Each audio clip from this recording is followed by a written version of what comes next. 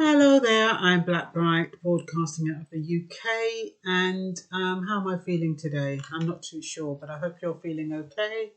And welcome to my channel. First time you're passing through, please like, subscribe, and share. Now, what am I talking about today? I'm talking about what's going on with this lockdown.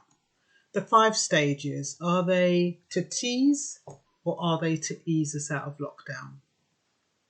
My personal opinion, I think they're a tease. I think it's a tease because when you think about what's happened in Germany, Germany did the same thing, about 1,000, only we didn't have any protesters. Well, we haven't had any protesters yet as such, but apparently 1,000 people protested in Germany. The Chancellor, Angela Merkel, decides that, oh, okay, we're going to ease the lockdown. And so they ease the lockdown. Not even 24 hours later, 900 and something cases. How many cases is it?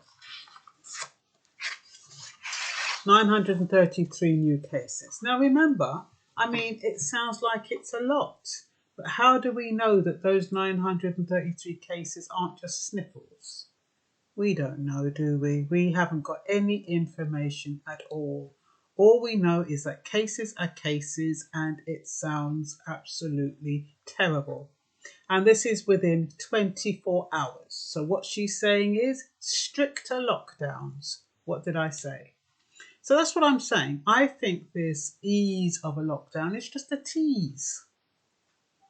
It's just really, it's a false sense of security. People think that everything's going back to normal. They start getting all their little businesses together, probably forking out more money, only to find that maybe, in Germany it's 24 hours, not even a day. And they're talking about tougher lockdowns, not even a day. So in the UK, what's it going to be like? People are still confused. The employers don't know, haven't been given enough notice to open up shop. And so they're not prepared. Told them on Sunday, businesses, you can go back to work. Then on the other hand, he's saying, oh, but there's got to be social distancing. And employers have to have measures for safe, for keeping their employees safe. So how do you get all that in place with it in less than 24 hours? You're told 7 o'clock Sunday evening that on the Monday morning, you can open up. Certain businesses can open up. But you've got to be safe. You've got to be alert. You've got to control the virus. And how do you control the virus? Really and truly, from time immemorial, we've been exposed to viruses. And some of us who have underlying symptoms, they die from it. The same way as they've been dying from it anyway. And others of us, we fight it off. Just same way we fight off the flu. But, I was listening to someone talking about, how our body rejects. It actually builds up an immunity to all the bacteria that we face day by day. And that what we're doing by isolating ourselves or cocooning ourselves from bacteria, from any kind of uncleanliness, we're actually lowering our immune system because our immune system has got nothing to fight off. It's got nothing to work with. So what do you think is happening? It's like when you don't use your brain, you lose your grey cells. You can't think, you don't remember stuff. The more you use your brain, the more active it is. The same way with your immune system. The more it's able to fight off viruses and bacteria, the stronger it gets. Now, if you've been cocooning for goodness knows how many weeks it is now, since the beginning of March, or middle of March, whenever they told us that we was on lockdown, what do you think is going to happen to your immune system, especially if you've been over vigilant with your cleanliness? Making sure that you don't touch anything that's got any bacteria on it. You're washing your hands, you're wiping off this, you're wiping off that. So what do you think is going to happen when you go outside and your immune system has been compromised, and then you go outside, start mingling with other people? What do you think is going to happen? The coronavirus rate is going to spike.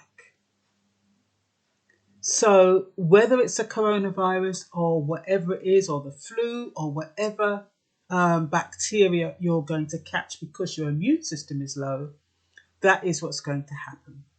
And of course, we're not going to meet the -1 for the R factor. Because in order for us to be able to get to level 4 or level 3, yeah, because green is 5, to get to level 3, we have to keep below 1. At the moment, I think we're 0.9, which is where they want us to stay. But if that's happened in Germany within 24 hours, what say us?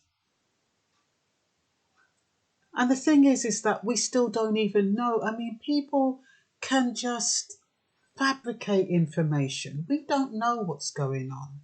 The media has control. The media has control. So if the media says, oh, we've had 1,000 cases, what do we know? We just have to look at it and say, oh, 1,000 cases. What's that going to mean?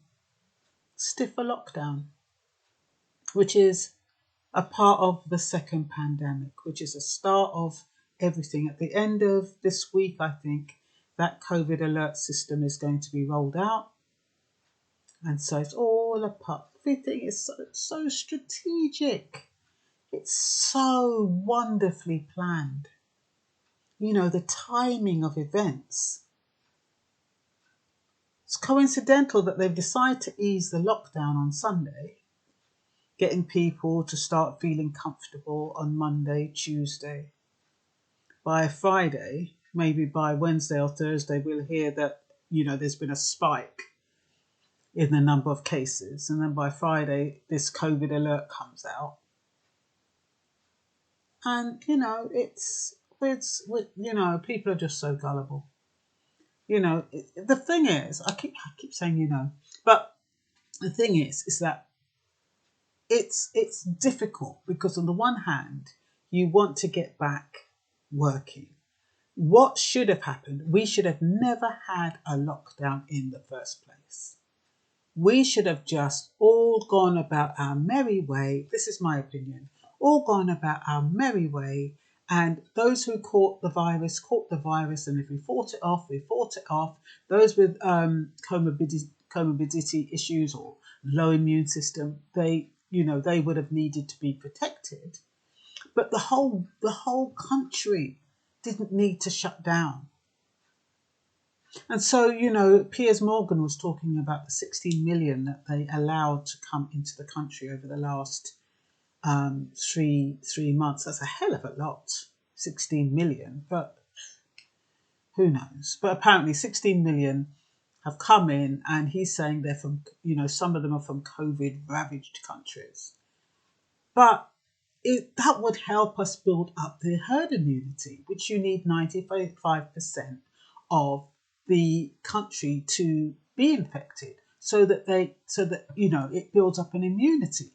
But if you're protecting and hiding, and you know the population is in seclusion, how are they going to build up that immunity? They don't really want us to build up an immunity because I believe they won't have an excuse to use the vaccine if we're all immune. So they've got to do something. So I don't know. You've got these poor businesses that are trying to start up, who've borrowed money and are desperate to start back up. And they've seen the little light at the end of the tunnel. You know, certain businesses are able to open up.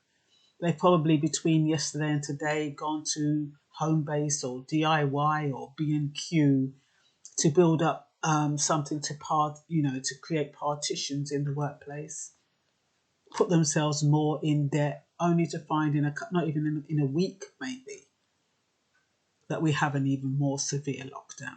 I'm praying that, people are sensible and there isn't a spike, but we have no control over what information we are told. And that is the problem. Supposing there was no increase, but we're told there was an increase, what do we know? We don't know what's going on. We really don't know. So what else have I got here? I don't even think there's anything else I can say, really. I don't think there's anything else I can say. I'm kind of concerned because on the one hand, I would like to think that the ease of lockdown is transparent, it's sincere, it's a sincere and genuine effort to get the country back on track, provided everybody follows the rules, provided everybody follows the social distancing with people they don't know. I think it's a good idea that only one person sees a relative. I think all of that is quite appropriate. And I think if people follow the regulations, I think we could stay below the R. But you are going to find people who don't or who won't and who are just grateful for the opportunity to get out, not thinking of the repercussions. That is my concern. Because once those people who are lacking consideration and who are not taking this seriously, yes, I believe in the herd immunity. Yes, I believe we should all get infected in some way or another, not artificially infected. And because when I think about artificially infected, no, naturally infected just by virtue of being in the vicinity of the virus. But if you're going to get the virus, which is a natural virus, as opposed to one that has been contrived or messed around with, and then on top of that, you're going to have a treatment which has been messed around with and is not a natural treatment, so the body is unable to work with it. That is my fear, because the second pandemic leaves us vulnerable to whatever they feel they need to do to put things right. And so people who are not going to be careful, people who are not safe distancing, people who are not isolating if they're unwell, that's going to cause issues.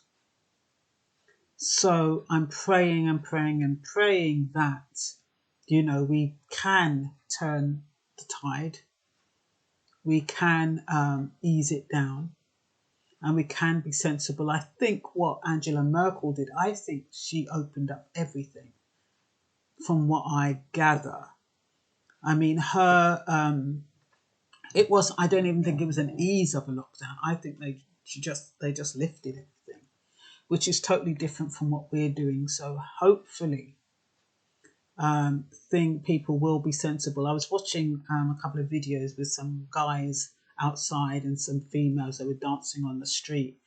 But what I was glad to see is that they were socially distancing. They did have their masks on, and yeah, they were playing music, but that was their little bit of enjoyment. But they were being responsible in that. So I think there are lots of ways that we can still enjoy ourselves and do what we need to do. But like they said, be alert. And that doesn't mean that you jump to conclusions and jump to the wrong conclusions. And by alert meaning, the thing is, when they're saying be alert, what does that mean? And control the virus. Does be alert mean, because you can't see it coming? Who does that? When you're saying be alert, does that mean you avoid certain situations? And what situations are you avoiding if you want to be alert? It's very, very, these words that they come out with, they're not chosen without some thought.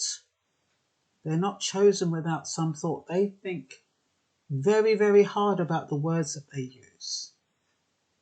They think very, very hard. And I was watching a short video, and this Asian guy was saying, oh yeah, be alert. Does that mean if you see a black or minority ethnic in your way, you're going to be alert and not go near them?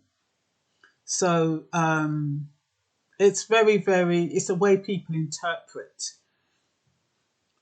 those words and what it actually means in the psyche. To a regular John Joe, being alert, what does that mean? It's a strange, strange word to use for a virus, because how can you be alert?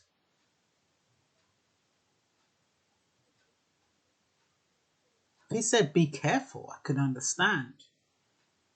If he said protect yourself, control the virus, or something like that. But be alert, control the virus, save lives. Very, very strange choice of words.